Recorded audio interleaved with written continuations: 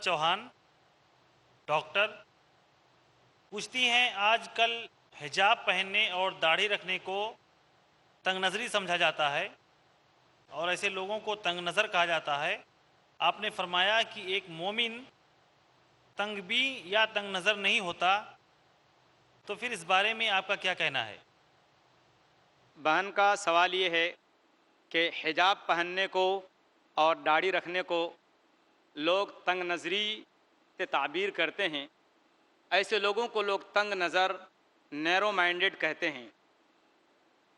लेकिन आपने कहा कि एक मोमिन अक़ीदे तौहीद इख्तियार करने वाला तंग नज़र नहीं होता, उसका फिर मतलब क्या है?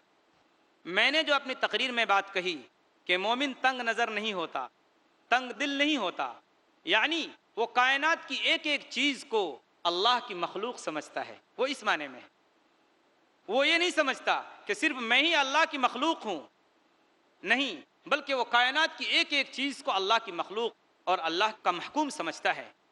और फिर वो इतना वसीउन नज़र होता है, इतना ओपन माइंडेड होता है कि वो हर चीज़ का ख्याल करता है, हर चीज़ की रियायत करता है।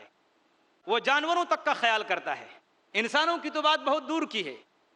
वो तंग नज़र नहीं होता कि वो सिर्फ अपनी बीवी, अपना बच्चा, अपना भाई, अपना ख़ानदान, अपना कबीला, अपनी बिरादरी, अपने मोहल्ले के लोग, अपनी मुसलमान भाई नहीं, वो कायनात के तमाम इंसानों को अपना भाई समझता है। वो इतना वसीउन नज़र होता है और वो कायनात के तमाम लोगों को भाई समझने के साथ साथ उन लोगों के साथ हमदर्दी, खैर खाही का जज्बा अपने दिल में रखता है।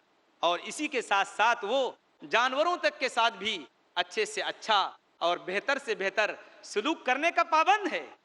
उसको यही सिखाया गया है, उसको यही तालीम दी गई है, उसको यही बताया गया है। उसके रब ने, उसके रसूल ने यही सिखाया है कि सारे के सारे इंसान आपस में भाई भाई हैं। जिस तरीके से इंसानों के तुम्हारे ऊपर हुकूक हैं, उसी तरीके से जानवरों के भी तुम्हारे ऊपर हुकूक हैं।